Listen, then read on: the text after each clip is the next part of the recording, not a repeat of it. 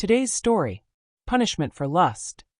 This story is about a warrior from the East who was considered to be the best swordsman of his time. And his name was Qasim. Qasim was the most loyal slave of the king of Abuhustan in the East.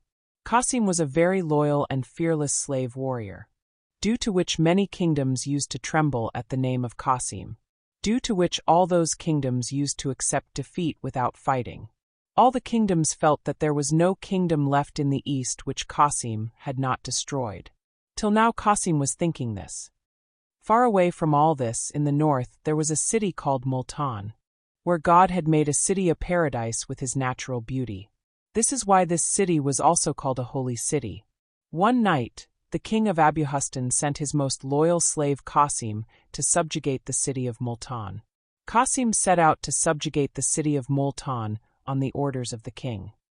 Brave young man Qasim attacked Multan in the darkness of the night, as per the orders of his king. Before the people of Multan could understand anything, Qasim conquered Multan in a moment, and his soldiers looted the entire city. As usual, his soldiers also made the princess of this place captive for their king.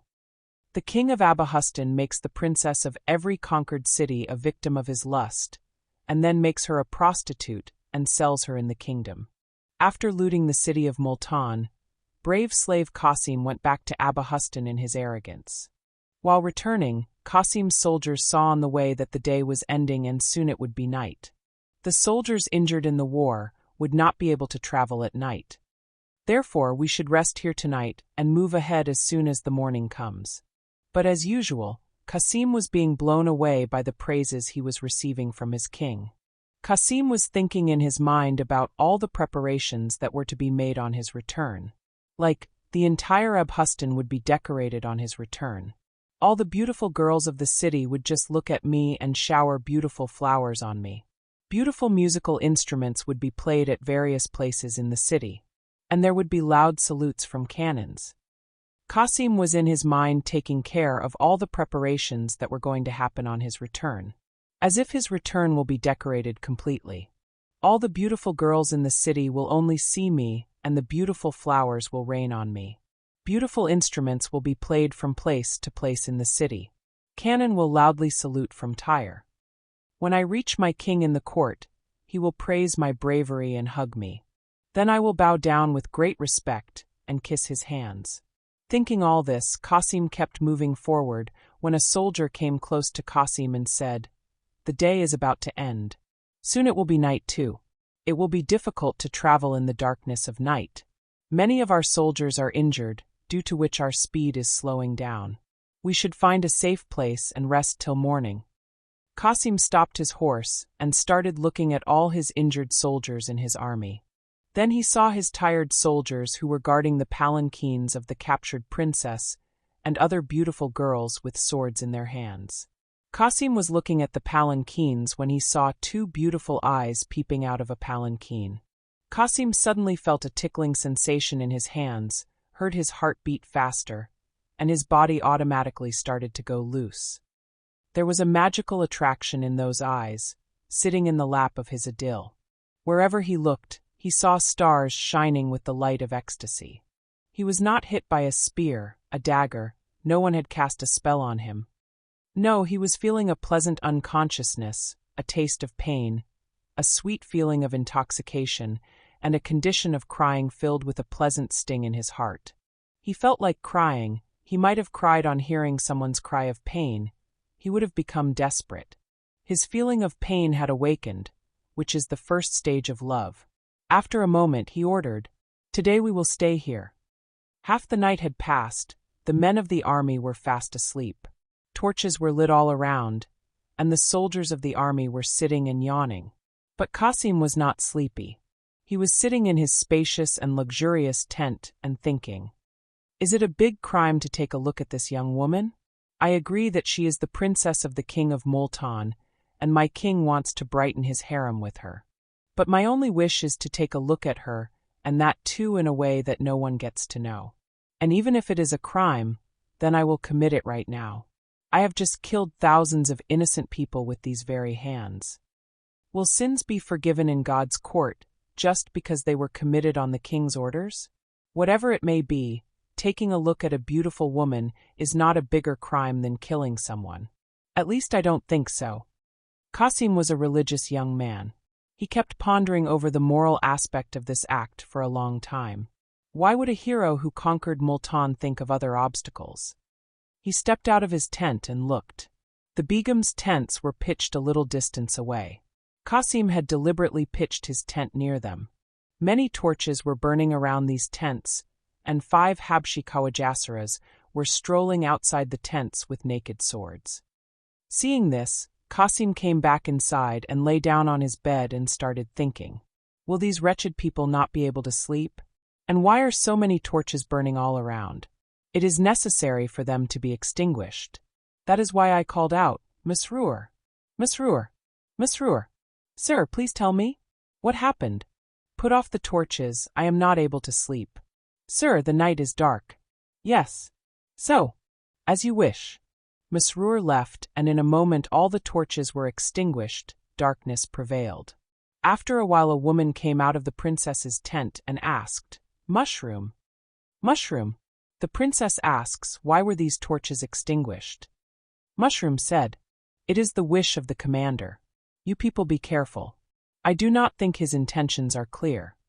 Qasim, restless with curiosity, would sometimes lie down. Sometimes he would sit up, sometimes he would start walking. He would come to the door again and again to look. But the 5 Khawajasaras were standing outside the tents. At this time, Qasim was only concerned about how to see the princess. The worry of the consequences, the fear of disgrace, and the danger of the royal anger were suppressed under that strong desire. Just then the clock struck once. Qasim was startled as if something unexpected had happened. Just like a complainant sitting in the court is startled on hearing his name being called. Oh, it will be morning in 3 hours. The tents will be dismantled. The army will leave from here. Time is short, now there is no scope for delay or hesitation. We will reach Delhi tomorrow. Why should the desire remain in the heart? Somehow these wicked Khawajasaras should be fooled. He came out and called out, Masroor. Masroor. Sir, please tell me. Are you alert? Sir, you did not blink even a moment. You must be feeling sleepy, such a cold wind is blowing. When your master himself has not rested yet, how can the slaves sleep? I want to trouble you a little. Tell me. You have 5 men with you. Take them along and take a round of the army. And see what the people are doing. Often the soldiers gamble at night. The hawks go to the nearby areas and have fun. Be a little cautious. Masroor. But the ground will be empty here. Qasim. I will be alert till you come. Masroor. Whatever you wish, sir. Qasim. I have entrusted you with this service considering you to be respected. Insha'Allah you will be rewarded for this with respect. Masroor said in a low voice, My slave understands all your tricks. Insha'Allah you will also get a reward for this from the government. And then he said loudly, This is a great kindness of yours. In a moment all 5 Khawajasaras went towards the army. Qasim saw them going. The ground was cleared. Now he could go to the camp without any fear. But now Qasim realized that going inside was not as easy as he was explaining. The aspect of crime had disappeared from his eyes. Now the focus was only on the apparent difficulties. Qasim came to the princess's tent stealthily. Although there was no need to come stealthily. In that silence, even if he had walked running, no one would have known. He listened to the tent closely, but did not hear anyone. He was relieved. Then he took out a knife from his waist, and with trembling hands cut 2-3 ropes of the tent. A way to go inside was found. He peeped inside. A lamp was burning. 2 maids were lying on the floor, and the princess was sleeping on a velvet mattress. Qasim's courage increased. He crept inside, and stealthily went near the princess and started drinking the nectar of her heart-captivating beauty. Now he was not afraid of the fear that he had felt when he came to the tent. He had thought of a way to escape if needed. Qasim stood like a statue for a minute, and kept looking at the princess. Her black locks were loose and hiding her cheeks. It was as if a shining poetic thought was hidden in the black letters. Where is this fun, this mingling, that radiance in this world of clay? Qasim's eyes got intoxicated by this sight. His heart was filled with a kind of frenzy that increased enthusiasm, and was not afraid of the consequences. Anxiety took the form of desire. There was impatience and passion in the desire, a frenzy in the desire and the joy of pain. A wave-like urge arose in his heart to rub his head on the feet of this beautiful lady, to cry in front of her, to sacrifice his life at her feet, to propose his love, to express his grief, and he fell into the vortex of lust. Qasim kept thinking for half an hour with his head bowed near the feet of that beautiful queen, how to wake her up. As soon as she turned, he would tremble with fear. The bravery which had won Multan left him. Suddenly Qasim's eyes fell on a golden rose-covered blanket, which was kept on a stool nearby. He picked up the rose-covered blanket and stood there wondering whether to wake the princess or not. When we see a gold nugget lying around, we hesitate in picking it up. The same was happening to him at that time. Finally, he gathered courage and sprinkled several drops of rose water on the princess's radiant face. The lamp was decorated with a string of pearls. The princess opened her eyes in surprise, and seeing Qasim standing in front of her, she immediately pulled the veil over her face and said softly, "Masroor! Masroor!" Qasim said, "Masroor is not here, but consider me as your humble and brave servant. Whatever order is given, there will not be even the slightest objection in its execution." The princess pulled the veil further and went and stood in a corner of the tent. Qasim experienced his power of speech for the first time today. He was a very soft-spoken and serious man. He always hesitated in expressing the feelings of his heart, but at this time the words started coming on his tongue like raindrops. A sound of pain is produced in the flow of deep water. Qasim said, "I know that this impudence of mine has been unpleasant for your delicate health. Princess, I bow my head for whatever punishment you deem fit. I am that unfortunate, black-hearted person who has defiled his name with the blood of your old father and dear brothers. Thousands of young men of Multan were killed by my hands. A beautiful kingdom was destroyed.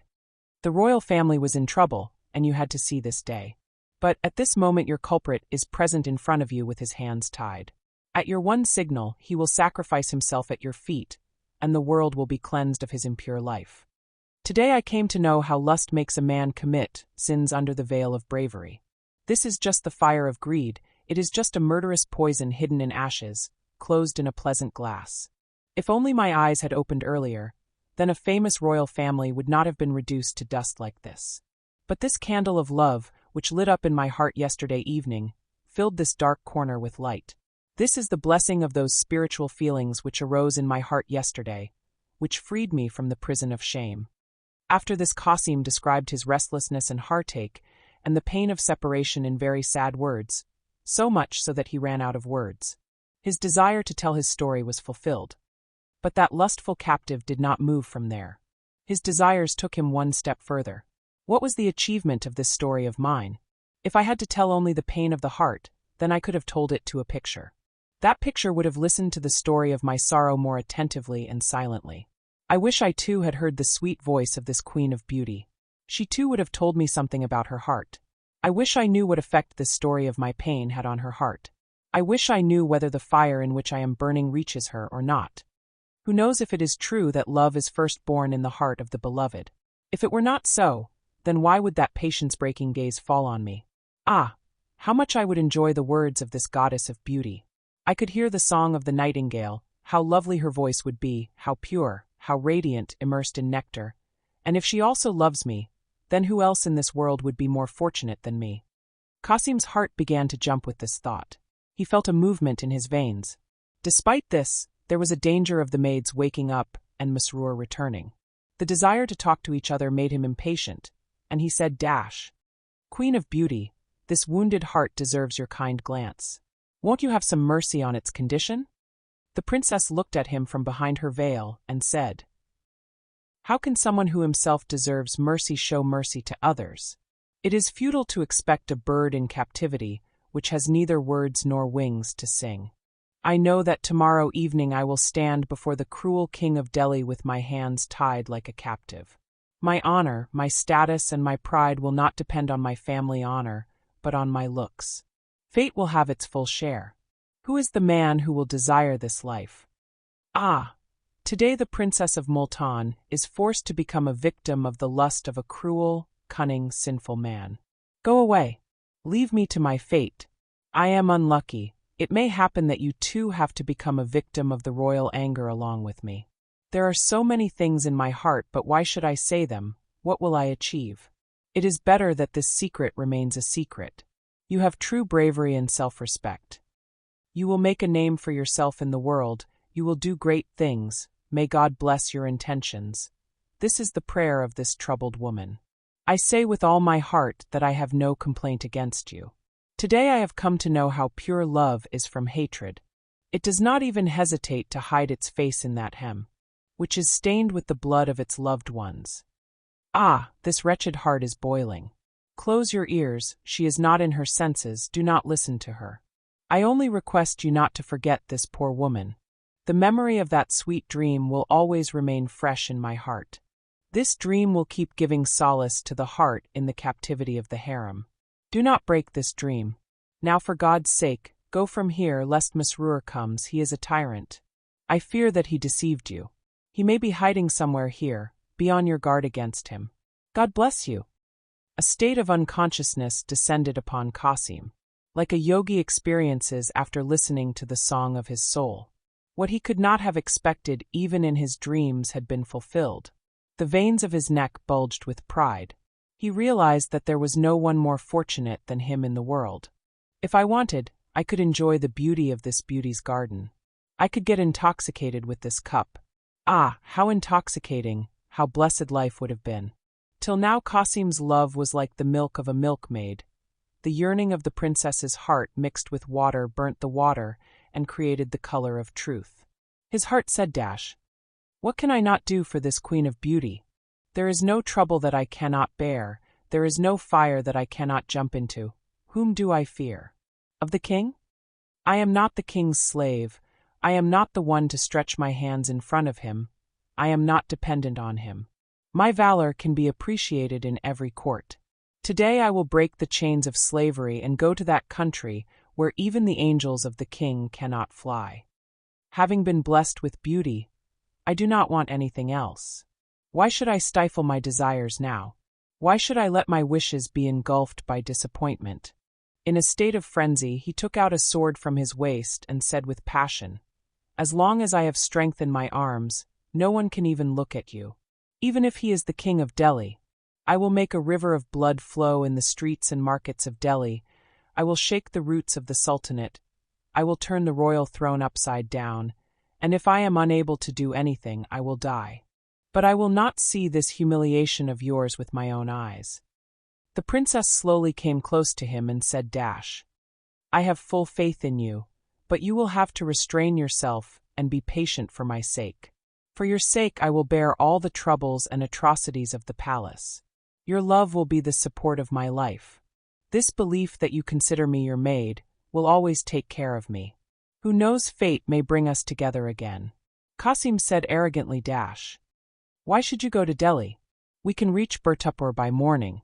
Princess, but we cannot go outside India.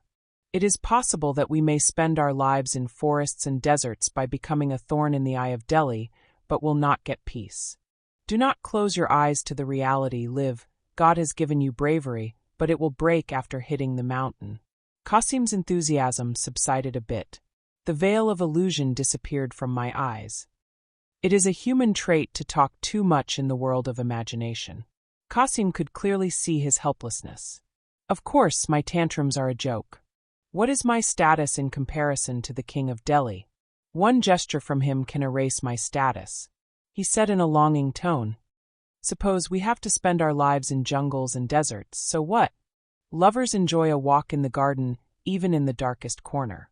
There is that isolation in love like that of the fakirs and dervishes, which does not even raise their eyes towards the blessings of the world. Princess, but when is it possible for me to put you in these dangers for my own good? I have heard the stories of the atrocities of the king of Delhi. I get goosebumps remembering them. May God not bring that day when even a hair of yours is harmed because of me. Discussions of your battles, news of your well-being, will give me solace and strength in this captivity. I will bear the troubles and burn in the fire laughing, and will not let any wrinkles come on my forehead. Yes, I will make the heart of the king of Delhi mine, only for your sake, so that I can say a few good things for you when I get a chance. But Qasim still did not move from there. His desires were getting fulfilled beyond his expectations. His lust also kept increasing in the same manner. He thought that if the spring of our love is only a guest of a few moments, then why should we spoil those happy moments by worrying about the future? If it is not written in my fate to get this blessing of beauty, then why should I let this opportunity go from my hands? Who knows whether we will meet again or not? Whether this love will remain or not? He said, Princess, if this is your final decision, then what other option do I have except longing and disappointment? I will be sad, but I will be patient. Now come here for a moment and sit beside me so that this restless heart gets solace. Come, let us forget for a moment that the hour of separation is standing on our heads. Who knows when this day will come? Luxury makes us forget the memories of the poor. Let's sit together for a while. Bring relief to this burning soul with the amber fragrance of your love. Let these arms become chains around the neck. Let your crystal-like hands fill the cup of love and feed me. Let there be such periods of the sea that we get drunk. Let the intoxication in the heart be of such a deep color that it is not affected by the bitterness of separation. Let us drink that colored wine that irrigates the field of these scorched desires and quenches the thirst of this soul forever. The rounds of welcoming began. The glass of red wine in the crystalline palm of the princess looked as if a lotus flower had bloomed on the crystalline surface of water. Qasim, oblivious to the world, kept serving cup after cup as if a robber was after the loot. His eyes became red, his neck bent, and he became intoxicated by drinking. He kept staring at the princess with lustful eyes. He moved ahead with open arms when the clock struck 4, and the heart-rending sound of the drum reached his ears. His arms remained open. The girls sat up, the princess stood up, and the unfortunate Qasim came out of the tent with desires in his heart, as if the spread claws of fate had pushed him out. When he came to his tent, his heart was full of desires. After some time, the desires took the form of lust, and when he came out, his heart was filled with desires. The spider web of lust had become iron chains for his soul. It was a pleasant evening. The cool morning breeze was slowly raising waves in the sea. Brave and lucky Qasim, after conquering the front of Multan, came drunk with the wine of pride. The streets of Delhi were decorated with festoons and flags. The fragrance of roses and khuda was spreading all around. The Nabat Khanas played their beautiful tunes everywhere. The cannons raised their loud welcome calls. The beauties of the city started shining like stars in the windows above. Flowers started raining on Qasim. When he reached near the royal palace, the great nobles and nobles were standing in a queue to welcome him. With this pomp he reached the Diwan-e-Khas. His mind was in seventh heaven at this time. Looking at the king with eager eyes, he reached near the king and kissed the royal throne. The king came down from the throne smiling, and with open arms came forward to embrace Qasim. Qasim bowed down to kiss his feet respectfully, when suddenly a bolt of lightning struck his head. The sharp dagger fell on the king's neck, and his head got separated from the body and fell down. Fountains of blood leapt towards the king's feet, towards the throne and towards Masroor, who was standing behind the throne, as if it was an enraged fire snake. The injured body cooled down in a moment, but both the eyes kept staring at the walls for a long time like two statues struck by desire. Eventually they also closed. Lust completed its work. Now only desire was left, which remained on the walls of Diwan-e-Khas for years, and whose glimpse is still visible in the form of grass and straw on Qasim's tomb.